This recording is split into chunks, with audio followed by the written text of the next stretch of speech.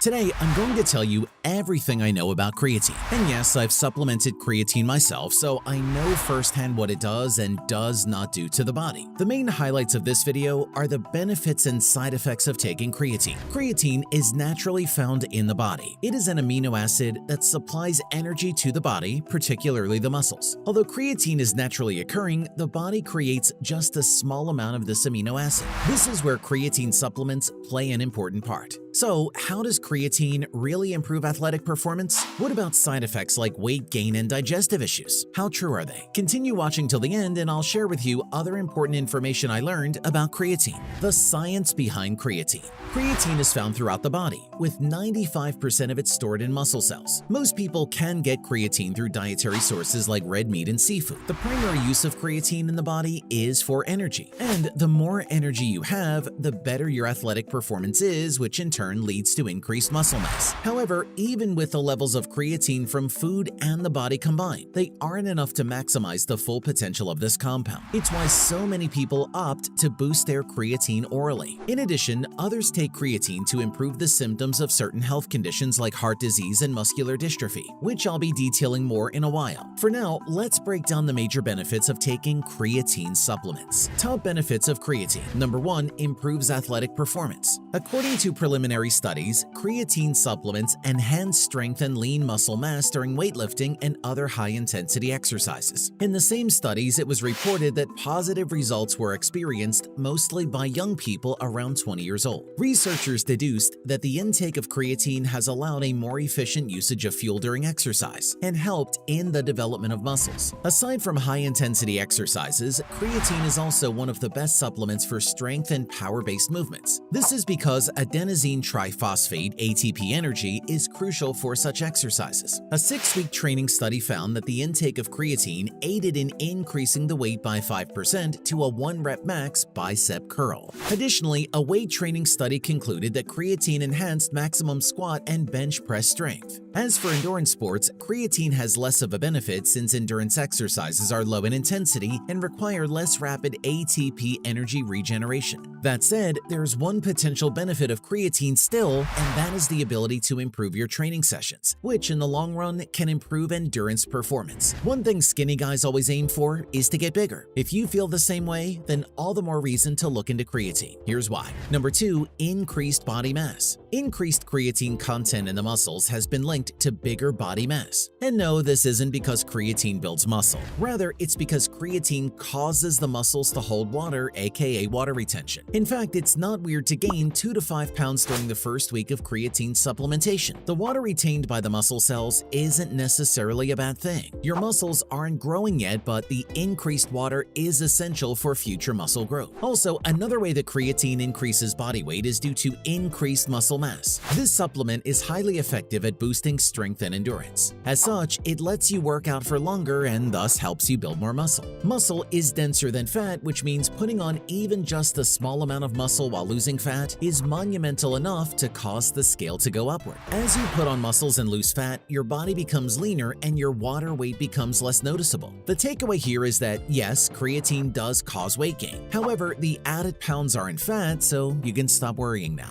Number 3, repairs damage after injury. Research also suggests that creatine supplementation can help prevent muscle damage and improve the recovery process of an athlete after he has experienced an injury. Moreover, creatine may act as an antioxidant after an intense session of resistance training, which then may help reduce cramping. It may also contribute to the rehabilitation of the brain and other injuries. In addition to those 3 fitness-related benefits of creatine, 2 of which I've experienced myself, there are also other potential health benefits associated with taking creatine, one of which is improved muscle dystrophy, but more on that coming up. Other possible uses of creatine. Number 1, deficiency syndromes. Creatine is a naturally occurring substance that plays a role in various body functions. For instance, Ben, an average young male weighing 70 kilograms, has creatine stores of around 120 to 140 grams. The amount differs depending on your muscle mass and muscle fiber type. Creatine deficiency is associated with a wide range of conditions: chronic obstructive pulmonary disease (COPD), depression, diabetes, multiple sclerosis (MS), muscle atrophy, fibromyalgia, osteoarthritis. While creatine supplements may provide relief, more evidence is still needed to prove that it's truly an effective treatment for most of these conditions. Increasing the creatine in the brain through supplements can, however, help relieve seizures, symptoms of autism, and movement disorders. Reduced risk of heart disease is another possible health benefit of taking creatine. Here's why. Number 2, heart disease. Do you have high concentrations of triglycerides or fats in the blood? Consider taking creatine supplements. Based on studies involving people with heart failure who took creatine along with having the standard medical care, they were able to exercise for longer before becoming fatigued. In another study of 20 people with heart failure, it was found that short-term intake of creatine along with standard medication helped boost their body weight and muscle strength. Creatine has also been reported to help reduce homocysteine, an amino acid that, when elevated in level, can contribute to heart disease, including heart attack and stroke.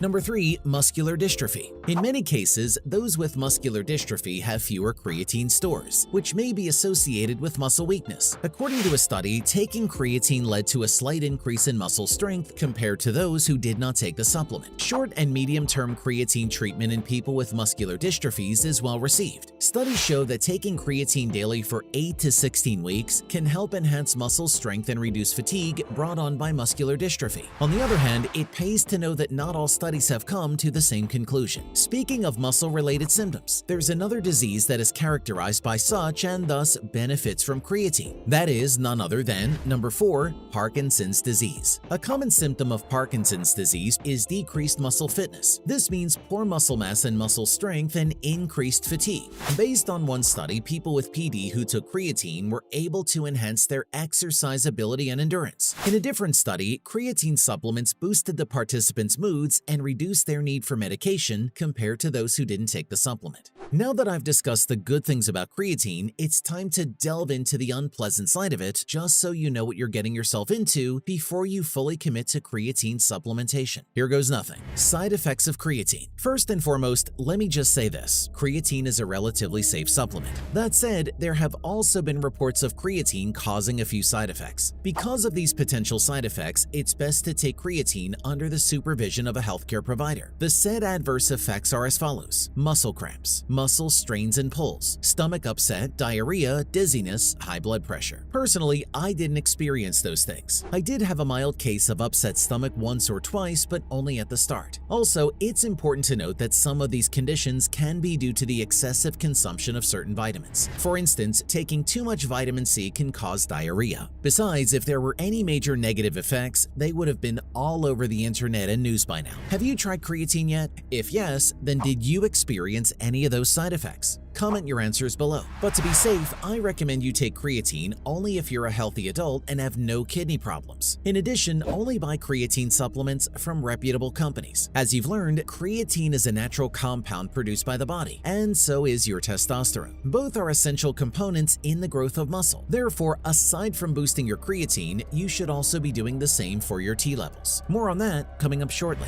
Dosing. The amount of creatine you take is of paramount importance in order to get the maximum benefit.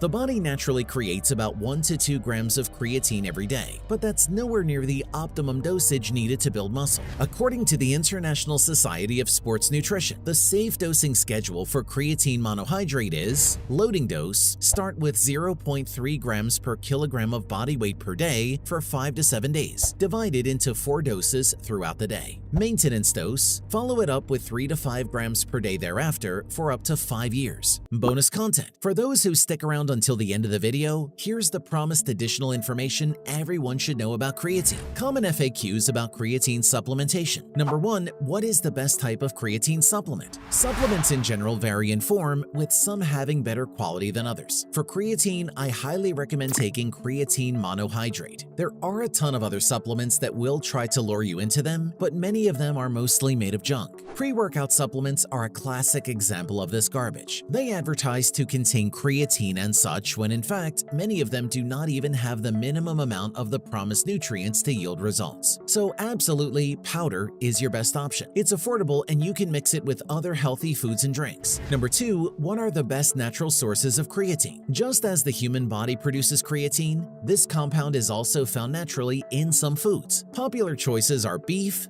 pork, herring, and salmon. A raw pound of beef or salmon has 1 to 2 grams of creatine. Some people avoid creatine because of the anecdotal reports of kidney damage and liver problems. Is that really the case? Find out the truth here. Number 3, does creatine affect the kidneys and liver? Fact: creatine can slightly increase the levels of creatinine in the blood. Creatinine is a common marker in diagnosing kidney or liver conditions. However, it's also a fact that raised creatine levels do not translate to a danger to the liver or kidney. Creatine is one of the most researched and studied sports supplements, and to date, no study of creatine used in healthy individuals has proven to harm those two organs. That said, if you do have a history of liver or kidney problems, take creatine supplements with caution. Better yet, ask your doctor how to proceed with it. The benefits of taking creatine are plenty and have significant effects on having a bigger and healthier physique. The thing is, you shouldn't just stop there. You must do more to gain more. And to do that, simply follow what the next video says. So make sure to watch the link to accomplish your ultimate fitness goal.